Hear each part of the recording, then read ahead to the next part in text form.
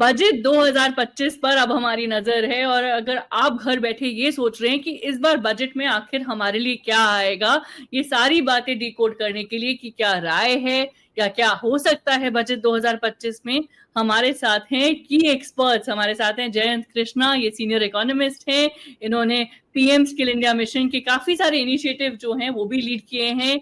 हमारे साथ अमरीश बालेगा हैं, senior market expert, stock markets को ये 40 सालों से भी ऊपर ट्रैक कर रहे हैं। और हमारे साथ है संचिता मुखर्जी, ये सीनियर फाइनेंस प्रोफेशनल हैं, को फाउंडर है ब्लू एज की और मैनेजिंग पार्टनर है टॉक द वॉक की। बहुत धन्यवाद आप सबको आपके समय के लिए। जयंत कृष्णा जी, काफी सारे सवाल जो हैं पूछे जा रहे हैं, लेकिन आपसे हम ये जानना चाहेंगे कि क्या बजट 2025 एक तरह से एक रास्ता, एक दिशा जो है विकसित भारत के लिए सेट कर सकता है?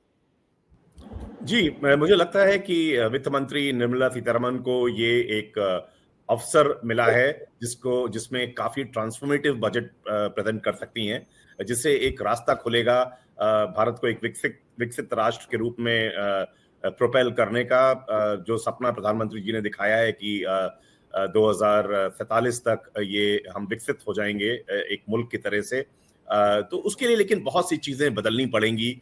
जाहिर सी बात है, हमारा जो ह्यूमन डेवलपमेंट इंडेक्स में अभी रैंकिंग है वो 134 है आउट ऑफ 193 कंट्रीज।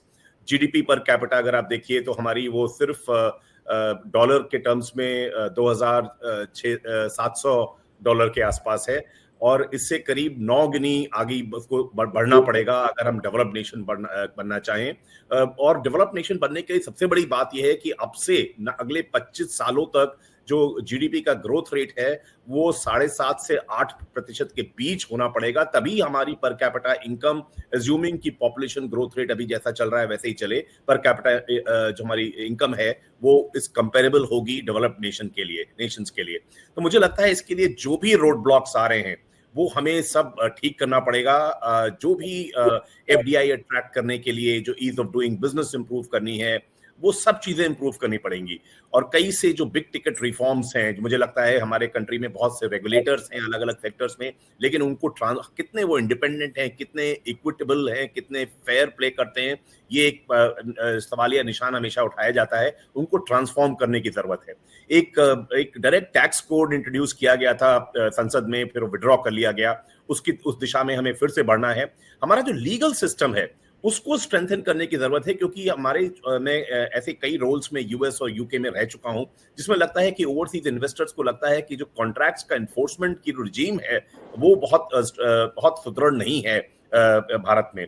और जो हमारी ट्रेड पॉलिसीज हैं बड़े बड़े मुल्कों के लिए, खासतौर से यूरोपियन यूनियन, यूएस, यूके, उनके साथ अगर एफटीए हो जाए तो बहुत अच्छा है, नहीं भी होता है तो बहुत लिबरल ट्रेड रिजीम बनाने की जरूरत है और डिसइन्वेस्टमेंट को फास्ट ट्रैक करने की जरूरत है।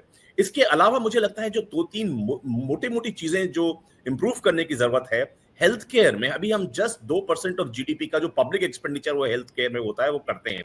वो मुझे लगता है कम से कम 3.5-4% के आसपास होने की जरूरत है अगर आप बाकी G20 कंट्रीज से कंपेयर करें। एजुकेशन में हम 3% से कुछ ज्यादा सरकारी मनी यूज करते हैं जीडीपी का, वो और स्किल डेवलपमेंट मिला के वो करीब डबल होने की 5% या 6% होने की जरूरत है। इंफ्रास्ट्रक्चर सेक्टर में हम अभी जो एलोकेशन था वो 3.4% जीडीपी का था करंट ईयर के लिए, जो अभी साल चल रहा है, लेकिन मुझे नहीं लगता कि इतना पैसा लग पाएगा। एलोकेशन जरूर हुआ था।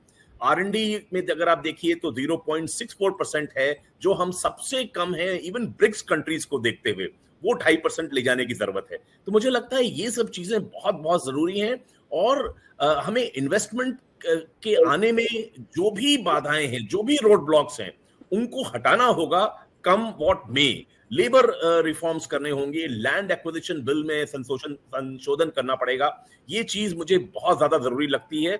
और मुझे वो कोट याद आ जाता है जो डॉक्टर मनमोहन सिंह ने 1991 के बजट के समय में कहा था, विक्टर ह्यूगो को कोट करते हुए, कि an idea whose time has come, nobody can stop that. तो मुझे लगता है वो आइडिया आ गया है कि भारत को एक विकसित रूप में, देश के रूप में ट्रांसफॉर्म करने का। ये ओवरनाइट नहीं होगा, और जो मैंने चीजों की बात करी ये सब एक बजट में नहीं हो सकता, लेकिन वो दिशा तय करने की बात है, उसकी शुरुआत निर्मला सीतारमन को जरूर करनी चाहिए। अगर वो करती हैं तो वो भी डॉक्टर मनमोहन सिंह की तरह से एक बहुत ही कामदार वित्त मंत्री के रूप में जानी जाएंगी आगे आने वाले सालों और दशकों में।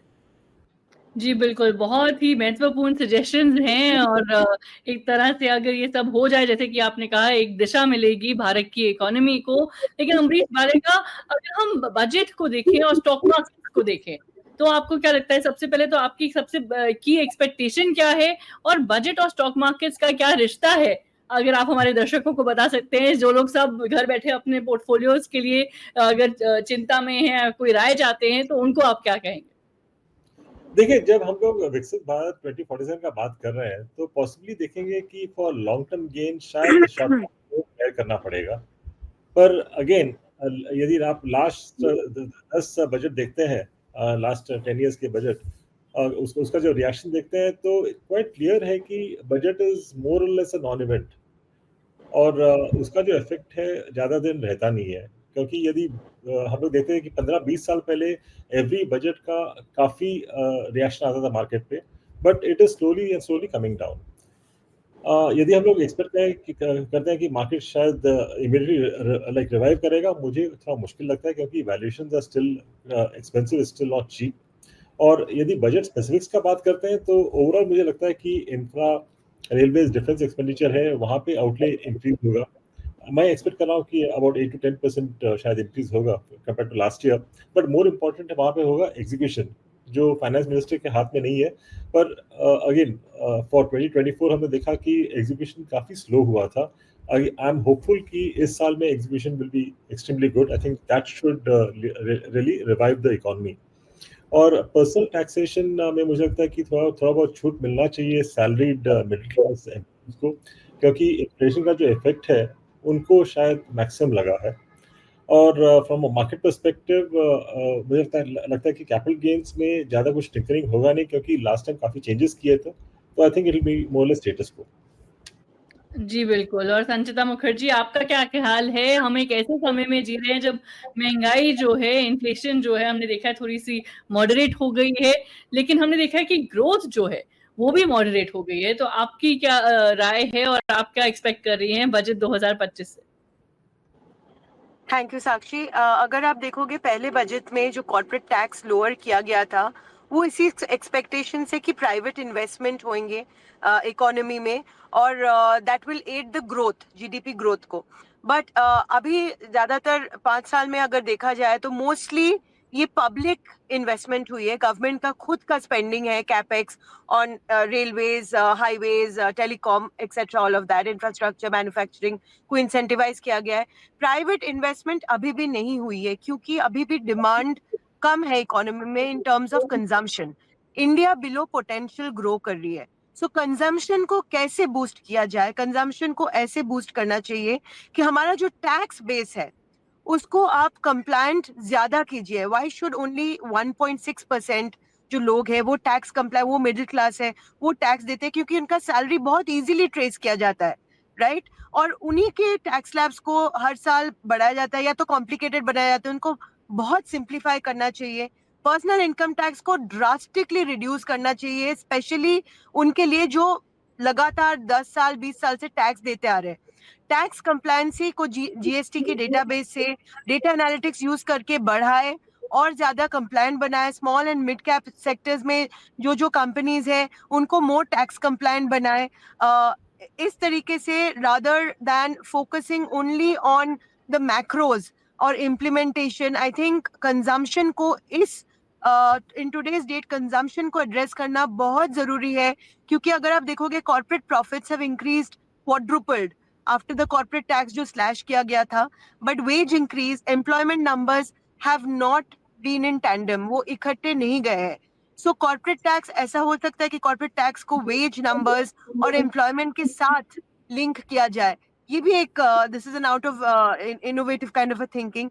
तो ये इस सोच में बहुत जरूरी है कि इंडियन इकोनॉमी को अबव पोटेंशियल कैसे ग्रो करे। जी, बिल्कुल, ये बहुत सारी क्रूशियल और महत्वपूर्ण सजेशंस दी हैं आप सबने। लेकिन जाने से पहले मैं अगर एक माँग होगी वित्त मंत्री से बजट 2025 के लिए, तो जयंत कृष्णा जी, आप एक माँग जो है, वो क्या होगी आपकी? मुझे लगता है जो हमारी गवर्नमेंट की बोरिंग्स बहुत बढ़ गई हैं, रफली 80% जीडीपी की गवर्नमेंट बोरिंग्स हो गई हैं, उनको ग्रेजुअली कम करने की जरूरत है। और अगर एक शायराना अंदाज में इसको बोलें तो कैफी आजमी साहब का एक शेर है, वो कहते हैं, कोई तो सूद चुकाए, कोई तो सूद चुकाए, कोई तो जिम्मा ले उस इनकलाब का जो आज तक उधार सा है। मैं इसी पे अपनी बात खत्म करूंगा। जी बिल्कुल। अमरीश बालेगा, आपकी की आज क्या होगी, की मांग क्या होगी बजट 2025 से? मेरी एक की मांग होगी पर्सनल टैक्सेशन पे, क्योंकि वहाँ पे सिंप्लीफाई करना काफी इंपॉर्टेंट है, क्योंकि जब भी चेंजेस होता है हम लोग एक्सपेक्ट करते हैं कि और सिंप्लीफिकेशन हो जाएगा, बट इंस्टेड और भी कॉम्प्लिकेट होते जा रहा है। तो I think the first thing to be done is to simplify taxation. जी, ये जो है बहुत ही क्रूशियल बात आ रही है बार-बार टैक्सेशन पर। संचिता मुखर्जी, क्या आप सहमत हैं कि आपकी सबसे विश लिस्ट पर क्या है 2025 के लिए, top wish list? Personal taxes को स्लैश कीजिए, जैसे अमरीश जी बता रहे थे, कंजम्पशन नीड्स अ बूस्ट। और सेकंड, फाइनेंशियल सर्विसेज इंडस्ट्री को, कैपिटल मार्केट इंडस्ट्री को और ज्यादा इनरोड्स कीजिए। बाहर बहुत कैपिटल है जो हमारे देश में आना चाहती है इन्वेस्टमेंट्स के तौर पे, इंफ्रास्ट्रक्चर पे, रोड्स पे, डेवलपमेंट पे। बाहर के कैपिटल को आने के लिए उसको इजी बनाइए, उनके प्रोसेसेस रिफॉर्म्स को काफी हद तक इजी बनाइए और प्राइवेटाइजेशन पे फोकस कीजिए। अगर आप 272 पीएसयूज है, उसमें से गवर्नमेंट का फोकस यूजुअली रहता है रेलवेज, हाईवेज एंड टेलीकॉम पे। बाकी के पीएसयूज जो फंक्शनिंग मतलब जो चले आ रहे हैं उनको प्राइवेटाइज कीजिए। उससे जो पैसे आएंगे वो फिस्कल डेफिसिट के लिए भी मदद करेगा and it will help in slashing the personal income tax rate which is the need of the hour. आज के तारीख में बहुत इंपॉर्टेंट है क्योंकि consumption slow down is a reality. जी बिल्कुल, बहुत-बहुत धन्यवाद आप सबको आपके समय के लिए, और बजट 2025 पर हमारी नजर रहेगी। धन्यवाद।